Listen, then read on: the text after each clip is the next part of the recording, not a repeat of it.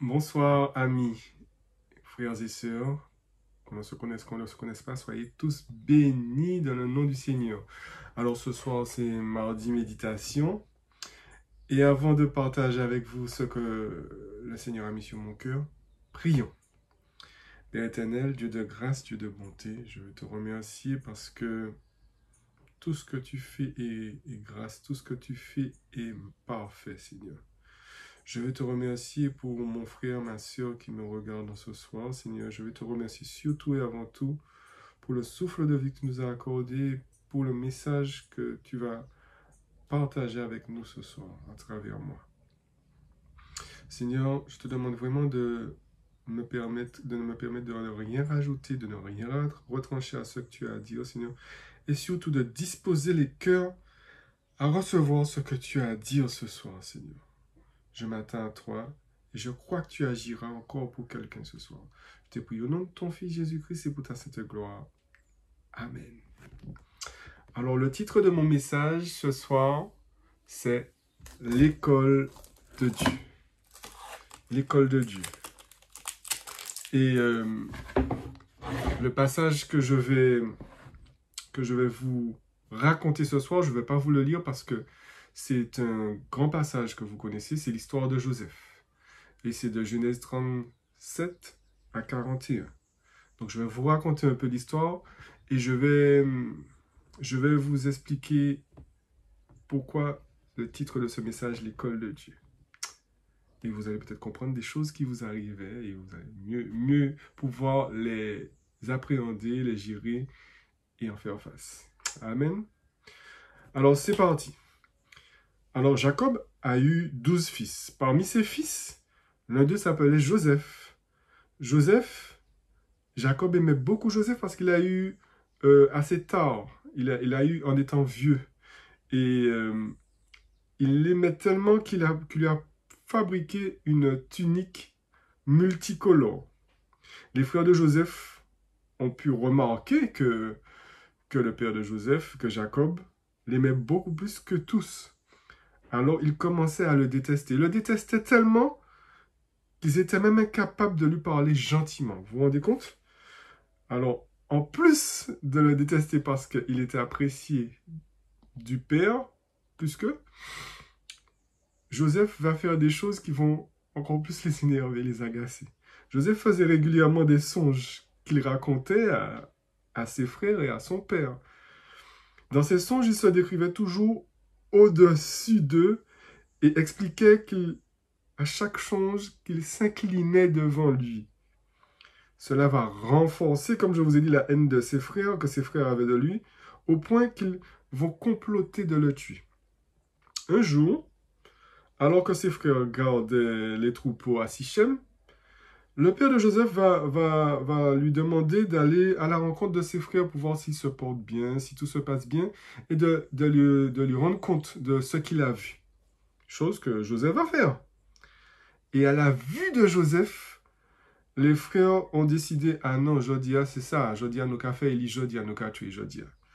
Alors ils ont décidé, à la vue de Joseph, de vouloir le tuer ce jour même-là, à l'exception de Ruben. Ruben qui voulait sauver Joseph en fait. Et il dit à ses frères, ne le tuons pas. Puis il ajoute, ne le faites pas mourir, jetez-le dans un puits du désert, mais ne touchons pas à sa vie. Donc après l'intervention de Ruben, ils ont décidé de le vendre à des Ismaélites. Et ces Ismaélites-là, à leur tour, iront en Égypte et ils iront le vendre à un certain dénommé Potiphar. Potiphar qui est officier du roi et commandant de ses gardes, des gardes du roi. Alors Potiphar va voir que le Seigneur est avec Joseph et il fait réussir tous les projets de Joseph. Alors qu'est-ce qu'il va faire Potiphar? Il va se montrer bon vers Joseph et il va le prendre à son service. Il va même lui confier la responsabilité de toute sa maison et de tout ce qu'il possède. Donc tout se passe bien. Potiphar est satisfait de la qualité du travail de Joseph. Tout a qu'à bien passer. Jusqu'au jour où la femme de Potiphar commence à être attirée par la beauté de Joseph. Parce qu'il faut le dire, Joseph était beau. Il était beau. Alors la femme de Potiphar était attirée par la beauté de Joseph et elle va chercher à coucher avec lui. Elle va chercher par tous les moyens. Comme il refuse à chacune de ses requêtes, un jour elle va le forcer. Elle voudra le forcer, mais il va réussir à s'échapper en laissant sa tunique entre ses mains. Et cette tunique-là, elle va l'utiliser pour faire croire à son mari, Potiphar, qu'il a tenté de la violer, l'a tenté de la violer. Donc, qu'est-ce que Potiphar va faire? Il va écouter sa femme, forcément, et il va le faire jeter en prison. La Bible dit qu'il fait arrêter Joseph pour le mettre là où on enferme les prisonniers du roi. Pendant que Joseph est dans cette fameuse prison-là, justement, le Seigneur est encore avec lui et il lui montre sa bonté. Reste avec moi, reste avec moi. Tu comprendras après pourquoi je te raconte cette histoire. En effet, je disais, il fait arrêter Joseph pour le mettre là où on enferme les prisonniers du roi. Pendant que Joseph est dans cette prison-là, le Seigneur est avec lui et il lui montre sa bonté. En effet, il permet que le commandant de la prison commence à faire confiance à Joseph et lui confie tous les autres prisonniers. C'est Joseph qui dirige tous les travaux qu'ils doivent accomplir, les prisonniers. Le commandant de la prison ne s'occupe plus de ce qu'il a confié à Joseph. En effet, le Seigneur est avec Joseph et il fait réussir tous ses projets. Alors le temps va passer. Un jour, 2 fonctionnaires importants du roi d'Égypte commettent une faute contre lui. Ce sont les responsables des boissons et du roi, le responsable des boissons du roi et le chef des boulangers. Le roi se met en colère contre eux. Il les fait donc enfermer dans la prison du commandant de ses gardes, là où Joseph est lui-même prisonnier. Le commandant des gardes du roi les confie à Joseph et celui-ci est à leur service. Les 2 fonctionnaires restent en prison un certain temps. Une nuit, dans leur prison, les responsables de boissons du roi et les chefs de boulanger font tous les 2 un rêve. Chaque rêve a son sens particulier. Le matin, quand Joseph vient les voir, ils sont tout tristes parce qu'ils n'avaient pas la signification de leur rêve. Alors Joseph leur demanda donc de lui raconter leur rêve et avec l'aide de Dieu, il va réussir à leur donner à chacun des 2 la signification de leur rêve qui traçait en quelque sorte leur devenir à la sortie de cette prison. Donc après leur avoir donné la signification de leur rêve, Joseph va leur demander de ne pas les oublier, qu'ils ne l'oublient pas quand ils reprendront leur fonction aux côtés du roi. Chose que l'un d'entre eux a fait, mais après quelques années. En effet, le roi lui-même va faire un rêve qu'il n'arrive pas à expliquer, et après avoir consulté plusieurs personnes, il demandera à Joseph de le faire parce que celui des boissons là a parlé au roi de Joseph. A dit au roi, oui, quand j'étais en prison, il y a un dénommé Joseph qui a su interpréter mon rêve. Donc le roi va l'appeler pour lui demander d'interpréter le rêve. Donc, il va demander ça à Joseph et Joseph va réussir encore une fois à le faire avec l'aide de Dieu, pas tout seul, avec l'aide de Dieu. Son rêve montrait en fait qu'il y aurait 7 années d'abondance suivies de 7 années de sécheresse.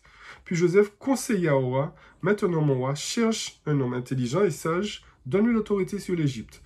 Nomme aussi des agents, ils prendront un 5e des récoltes du pays pendant les 7 années de richesse. Ils rassembleront toute la nourriture des 7 bonnes années qui viennent.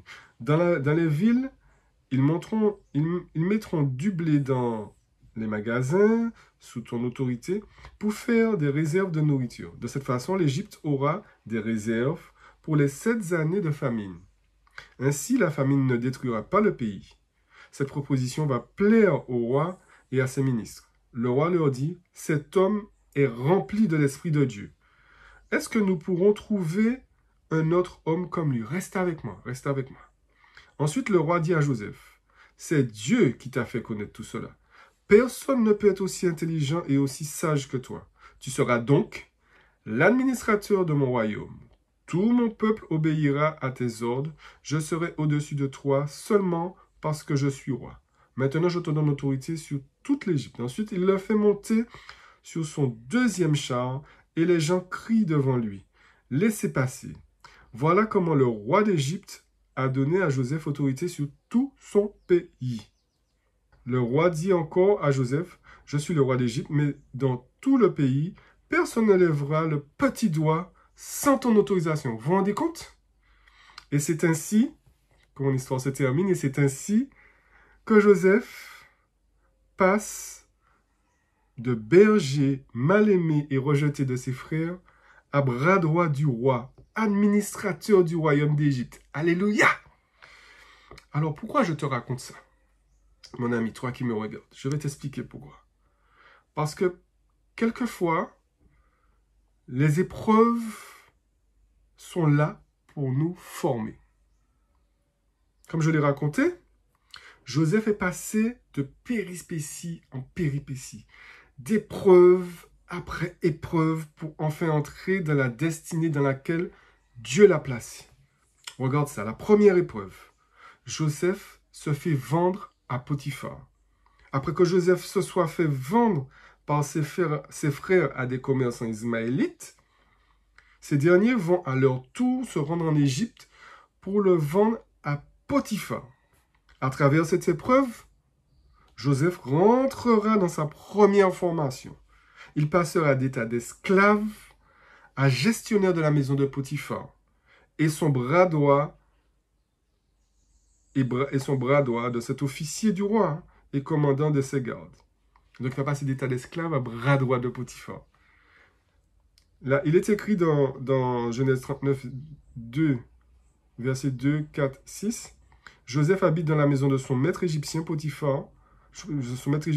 Potiphar le voit, le Seigneur est avec Joseph et il fait réussir tous ses projets.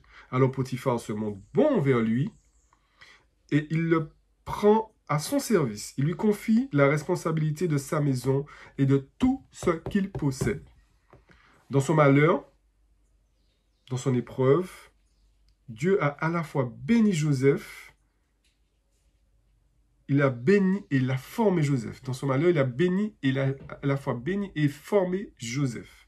Joseph sera tellement bien formé que Potiphar le laissera entre ses mains tout ce qu'il possède.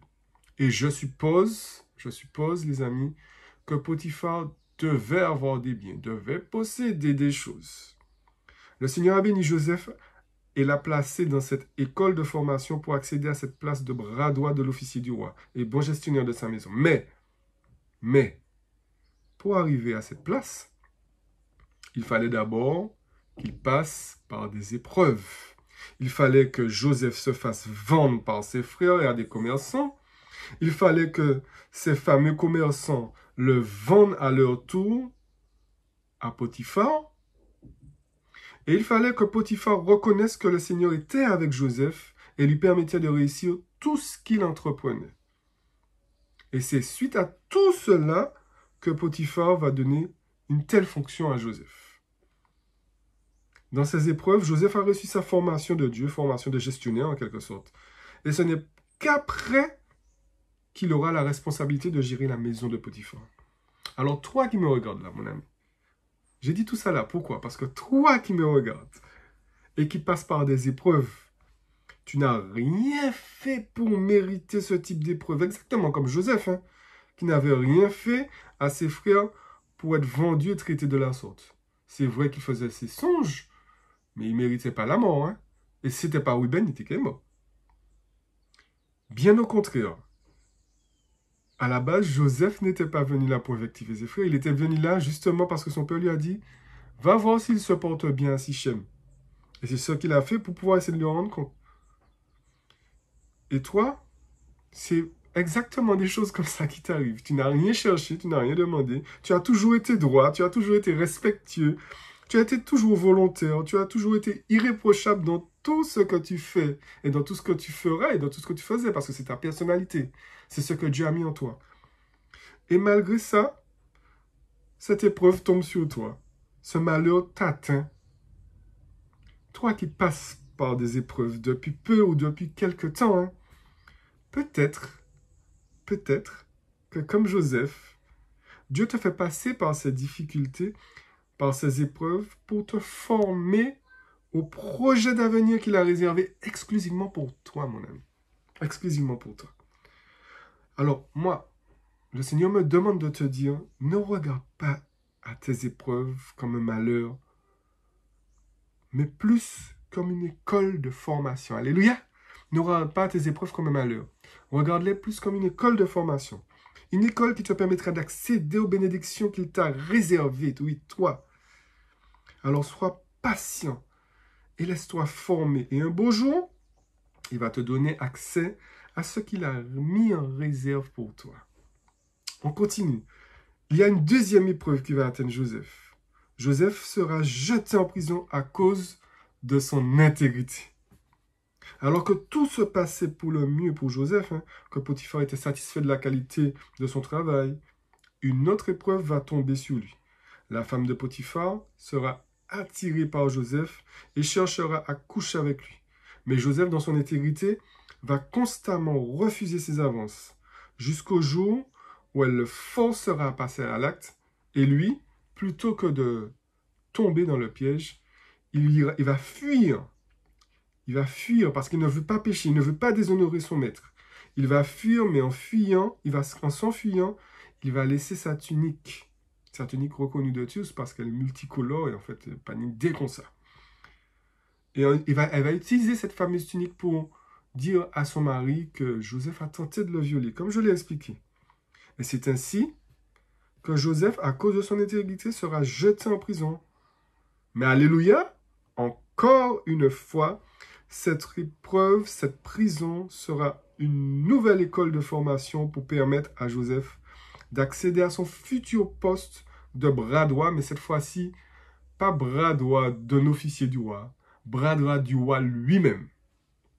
Remarquez bien, comme je l'ai raconté au début, Joseph faisait des songes quand il était petit, mais il ne savait pas encore les interpréter. Donc, si on regarde bien,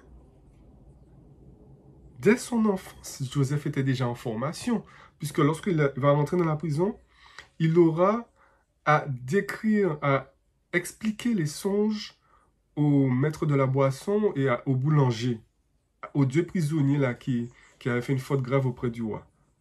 Donc remarquez bien que dès son enfance, Joseph était en formation. Regardez bien, les frères de Joseph le détestaient par rapport aux songes qu'il leur racontait. Mais si vous observez bien, dans la prison, il aura expliqué ses songes, comme je vous ai dit, à deux prisonniers. Joseph recevait les songes avant, mais ne les interprétait pas encore. Et c'est en prison que Dieu l'a non seulement formé à interpréter les songes, mais aussi à approfondir sa première formation de bon gestionnaire, puisqu'il aura la responsabilité cette fois-ci de s'occuper des prisonniers, comme il est écrit dans le passage. Pendant que Joseph est dans cette prison, le Seigneur est avec lui et lui montre sa bonté. En effet, il permet que le commandant de la prison commence à faire confiance à Joseph. Il lui confie, écoutez bien, tous les autres prisonniers. C'est Joseph qui dirige tous les travaux qu'ils doivent accomplir. Le commandant de la prison ne s'occupe plus de ce qu'il a confié à Joseph. En effet, le Seigneur est avec Joseph et il fait réussir tous ses projets. Amen. Et c'est cette double formation qui va permettre à Joseph de sortir de prison. Et c'est cette double formation qui lui donnera cette grande position aux côtés du roi d'Égypte. Non seulement Joseph a eu cette grande responsabilité auprès du roi d'Égypte, mais en plus, il a pu prendre en charge toute sa famille. Famille qui a pu voir accomplir tous ces songes que Joseph leur racontait quand il était petit et qui les exacerbait autant. Alors, les amis, vous aussi, vous avez été formés pendant une épreuve. Le Seigneur, suite à cette épreuve, vous a fait entrer dans le plan qu'il avait réservé pour vous, dans le projet qu'il a prévu pour vous. Et peu de temps après, il vous plonge dans une autre épreuve. Sans que vous ne compreniez pourquoi, sans que vous n'ayez cherché quoi que ce soit, sans que vous n'ayez commis aucune faute. Et pourtant, comme Joseph, vous êtes resté intègre, vous n'avez pas désobéi, et ça vous arrive quand même. Ne désespérez pas, les amis. Ne vous attristez plus. Le Seigneur veut vous apprendre une nouvelle notion. Il veut vous faire passer à l'école supérieure pour renforcer vos acquis et vous apprendre de nouvelles choses, car il a de plus grands projets pour vous. Il a de plus grandes responsabilités à vous confier. Oui, oui, oui, il a de plus grandes responsabilités à vous confier. Retenez toujours, toujours, toujours cette phrase qui a été répétée plusieurs fois dans le passage que nous avons traité aujourd'hui. Le Seigneur est avec Joseph et il fait réussir tous ses projets. Mon ami, le Seigneur est avec toi et il fera réussir tous tes projets, mon ami. Alors ne désespère pas, ne t'attriste pas. Tu as l'école de Dieu et bientôt tu auras ta promotion. Amen. Alors mes amis, soyez bénis et bonne semaine. Dieu vous aime. Dieu vous aime les amis et il veut votre bien, ce qu'il y a de mieux pour vous. Prions. Père, je te remercie pour cette formation que tu me donnes pour me permettre d'entrer dans les projets que tu m'as réservés, Seigneur. Permets-moi de supporter ces épreuves et permets-moi de bien me laisser former par toi, me laisser modeler par toi. Amen. Alors, mes amis, à la suite de cette vidéo, vous pourrez avoir les numéros des pasteurs. Si vous avez quelque chose à leur demander, si vous avez n'importe quelle question, si vous avez envie de discuter avec eux, appelez-les, ils se feront le plaisir de vous recevoir. Sur ce, Dieu vous aime, mais moi aussi je vous aime, les amis. Soyez richement bénis et laissez-vous former dans cette école de Dieu. Alléluia. Allez, bye bye.